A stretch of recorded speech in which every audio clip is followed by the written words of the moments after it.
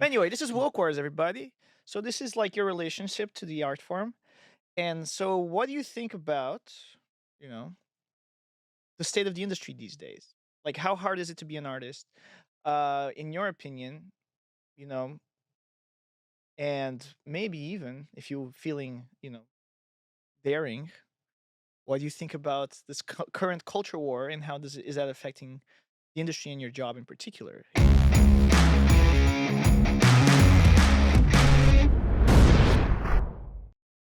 I'll be more daring. Yeah. Take the front lines of this battle. I feel it's a shift. Of course, we can see that being played out. I think there's two sides of it. I think there's always a positive aspect to it, and there's also a negative aspect to it. The positive aspect is also more, let's say, more opportunity, more equality, more opportunity for certain groups of people that in the past were left aside. And I feel like with, let's say, policy and um, a better understanding of you know what entails to keep the industry more balanced in that sense, where everybody will have the unequal opportunity. Um, I feel that plays in favor of everybody, but also I feel like there's an aspect of exaggeration happening right now. And you pointed out something interesting in a past episode. I feel like Did I my not? P's are going like Oh, are they're they Close puffing a puffing. little close-ups. bit? Yeah, they Close-ups. might because you don't Uh, have a I'm pop trying to filter. I'm trying to I talk. have one built Yeah, in. and you mentioned that you said that sometimes it needs to Oh, I it noticed. needs to like this imbalance needs to happen, and the scale needs to Tilt the weight other way. tilt the other way. Overcorrect. Exactly. Exactly. In order for us to get to a point where we're like, oh, ooh, ooh, this is too much. Now it's almost like an inverted Yeah. Right. thing that's happening right now. And now we have to come back and balance it out a little bit so we can be more equal and Mhm. even and not demonize or vilify, one group or this group, you know? Mhm. Because I feel like Yeah. that's happening a little bit right now. Yeah, we have an And I feel like overcorrection. there's an overcorrection that We went from one extreme to I feel another. like is having a negative impact on a certain group of people Mhm. that is being, demonized and vilified just for being the way they are. Which I one? don't know if Which I is? well, it's the whole idea that, Specifically. the patriarchal system that is oppressive, the white man bad, that kind of stuff. White man bad. You, you Every other know, man good. yeah, the Every other the man good. the Every other man exactly perfect. the No. and that I feel like we're forgetting a little bit about seeing people through the lenses of principles and character, and we're looking too much on other elements that shouldn't really be that relevant if we are looking into a place where we're talking about real equality. Mhm. You know what I'm saying? um Well, like skin color shouldn't matter, you know but at some point in history it mattered, and it really it really um, affected people in a negative way, this group of people. So we have to understand that too. We can't just like throw history in the trash and say, "Oh, no, no, no, this never happened." So I think it's a mix of understanding history, correcting it, and using the right tools and the right things to do things right without creating a complete revolution and throwing and don't the say it. throwing the Don't say it. I'm gonna say it, throwing the bathwater with the baby inside. Oh, You there it know, is. He you said it. There it is. You you said it. preserve you preserve certain things that are good, and you fix the things that are bad. Mhm. And I feel like the woke culture radicalized themselves a little too much, and then Became a witch hunt. okay, A witch hunt. exactly. So I that's a negative aspect of it. Mhm. But the positive is, I feel like right now I think society is realizing, and there's a pushback saying, "Hey guys, you're going too far. That's not how things are done. Let's slightly start tilting back because things are a little too crazy right now, and people are not getting along. And that's not positive for society because people need to get along. We have a social contract. Mhm. We need to sign under, and we all have to live through those rules, through those ideals, I would say. So that's what I think a little bit. Cool. I Gabe, tell think us I think that your take. That wasn't so controversial, right? What I No, said, I you kind of no, chickened like. out. he, Boo.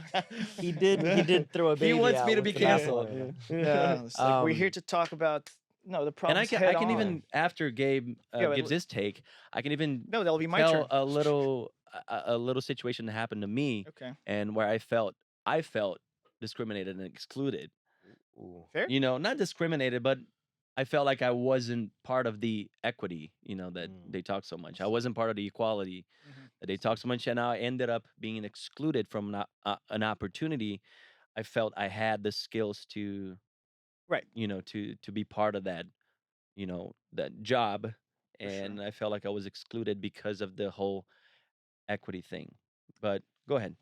I think that Hollywood is reckoning with the sins of its past. It's like I love watching old movies. I love watching even silent, era films and all that. But sometimes you run across something that even now feels a little uncomfortable and problematic. And a couple examples, like for example, a movie from the early '60s with Audrey Hepburn, Breakfast at Tiffany's. Hmm. The landlord is played by this wonderful actor named I think it was Mickey Rooney, and he's playing like this, Asian kind of landlord, and it kind of gets dwindled down to a bit of a stereotype, and through the lens of 2023 it feels wrong. But I think that one thing we have to keep in mind is we can't hold people accountable from a previous generation, from geez, almost a century ago, to Exactly. today's standards of what we think is ethically and morally right. And so I think we have to have a bit of a forgiving lens when looking Yeah. at the past, because people were living differently. The humor was different. I sometimes am afraid that some of my favorite movies would never get made today.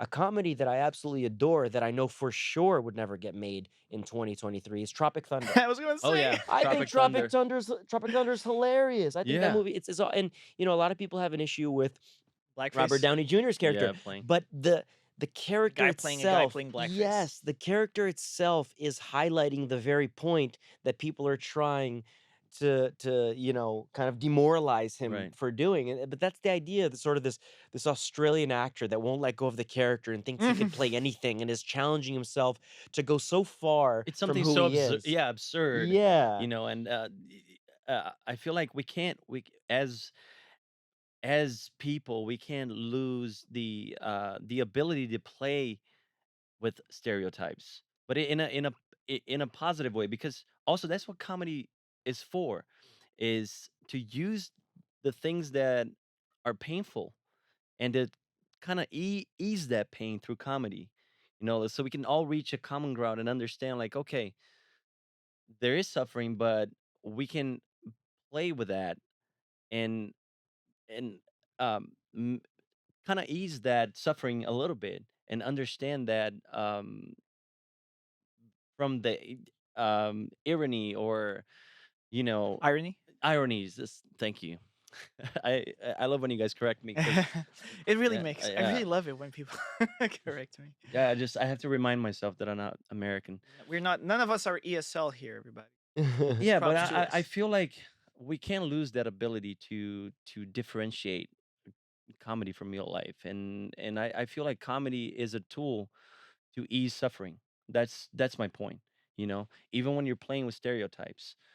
So if we start getting too serious about it, too, not very, don't have that nuance or that understanding to understand how to separate things, I feel like we're gonna lose something that is beautiful. We You certainly know, shouldn't like censor art, you know what I mean? We yeah, Yeah, shouldn't tell but comedians what they can or can't joke about. Here's how we here's Chappelle ho does that a lot. He plays with Yes, stereotypes in a yes, beautiful way. but yeah, Yeah. but because well, stereotypes are rooted in a reality. It might be a generalization, Yeah. yeah. but all stereotypes are rooted in a reality. Now, that reality may be outdated, but it still was a reality to some degree, right? You can't assume everybody is like everybody else from where they're from, of course, Yeah. but it is rooted in something that was true at some point. But that's the thing. Like, there's a part that's very prejudicial to using stereotypes, but then there's the other part of the argument that is like, so what?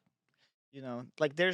How much can we protect, or should we protect every single individual, every single culture from scrutinization, which wherever regardless of the motivation where it comes from. You said comedy is a tool, and should, but any tool can be used to anything. A hammer can be used to build a house or to bash somebody's skull in. It's really how you use it, and you have to be responsible about that.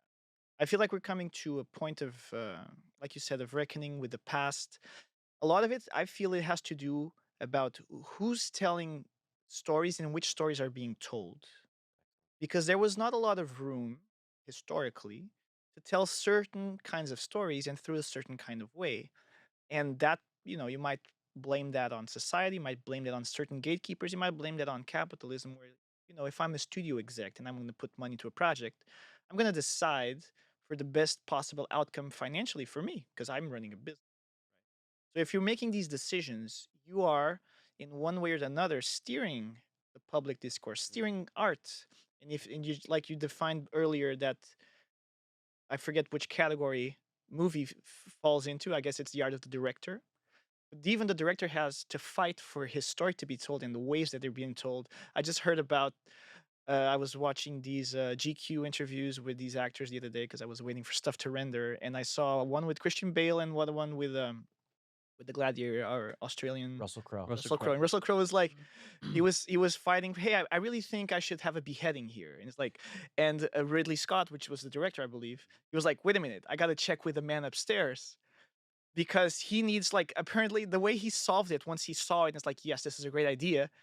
He like added to the quota because apparently it got the from his way of explaining the story. It felt like there's only so much of this brute violence you can have in the movie Yes. before it changes rating or whatever. Mhm. So you have to use it wisely. You can't just That's right. throw it away. So it's interesting how, if you think about more about the process, the decision making that goes behind these processes, to kind of pinpoint maybe these stories were like, this is never going to sell, or this I is know a where you're story going. that doesn't really matter to the masses. And then you have a few people catering what goes and what doesn't. And that's true in every You know what industry. he's doing right now? What am I doing? You're blaming capitalism for everything. Well, no, I'm just pointing Follow out. the money. That's what you're saying. I'm just pointing So they out. are There's using no, they no, no, they no. allow the woke culture to My point is not even about they capitalism. use that as a gimmick to make money. Is that I'm what you're talking saying? about personal And now incentives. that it's not making money anymore, we're going back to the old ways. Not really. It's. I I'm think. just kidding, I guys. think the argument here is that by allowing certain stories to be told and be told by certain people who were historically removed from the whole process, Mm-hmm. you're opening up this new, you know, exposure for many people, and an opportunity for people to see themselves Yeah. in roles that maybe they have never considered that were possible. I find it interesting, and I was having this discussion with a buddy of mine the other day about, if representation matters. Like, if you seeing a We Brazilian talked about actor that before. Yeah. making it in Hollywood will help you, or be totally make no absolute no difference into your quest of becoming an actor, Yeah. being a foreign national, trying to make it in an industry that is. That's very important, I Right. think. So if it's important, then you can really extrapolate this idea that by having other people and other role models, that will inspire a certain community. Yeah, People who look the same or think the same or part of the same for sure. historically removed community from the public eye. And the fact that sometimes the story is told not by the persons who lived it, but other people who are totally detached, and sometimes they might do a bad job telling the story. And that happens with these so much polemics, is that Yeah, there's that word again. Controversial. controversy that is happening Controversy. with these like Controversy. real murder serial killer stories that's being told. Like, everybody is like has that morbid curiosity. These serial killers are being produced in mass, right? And to catch a predator, and but not even that. I'm talking more about Dahmer. yes, Mhm. and some people that were part of lived these stories Mhm. are feeling very, and maybe justly so, angry at the way the story was portrayed. So they had no say in how the legacy uh, is going to be told, which is Because That'll also be sometimes interesting making as something cinematic mhm, tends to and then confuse, um reality and fiction. yeah, and it's, like, sometimes making something cinematic confuses it with making it heroic, and people look up to that very thing, and even though that might not be the idea that the director had in mind, sometimes people are too young, too impressionable to distinguish between what is an anti-hero and just a hero in general. Mhm. I don't think anybody should watch the movie Taxi Driver and leave that movie thinking, "Yeah, I wanna be like that guy." Exactly. But That's a I great example, but by the way, yeah. ironically, he actually does have a heroic act at Yeah, the yeah. end, which sort of No saves spoilers. his which sort of yeah, you've only had 50 years to catch up on that one. Which sort of saves his own life in a way. He's kind of a bad guy that was spiraling a little bit out of control, but happens to be in the right place at the right time and does something that is, to the benefit of the That's community at his the moment of time. redemption, I Moment would of say, yeah. redemption, yeah, and then you can extrapolate, how you think his life might have changed from that point on, and Mhm. I'd like to think that, Travis Bickle becomes a better guy from that point forward and starts to let go of some of these Or maybe he shadows and wasn't demons. delusional, he was telling the truth. You never know. Yeah. Ooh, Right? yeah. Maybe he was actually an undercover, um, government, like, agent or whatever he Right? said, but Yeah. I forgot, I have to watch it again, it's been a while. Oh, g the idea And of the unreliable the letter at narrator. the end. Yeah, the idea of the unreliable narrator is fantastic, I think, Yeah. just as a storytelling device, Mhm. because it just opens up so much room for, hallucinations and alternate versions of reality. But that's just an interesting storytelling device. Hello, everybody, and thank you for watching until the end. This has been Woke Wars, and I hope you liked our conversation. Don't forget to hit that like button and subscribe, and drop a comment down below. Tell us what you'd like to hear us talk about next. Also, check out some of our other episodes. We post every Wednesday, Friday, Saturday, and Sunday. We will see you on the next one.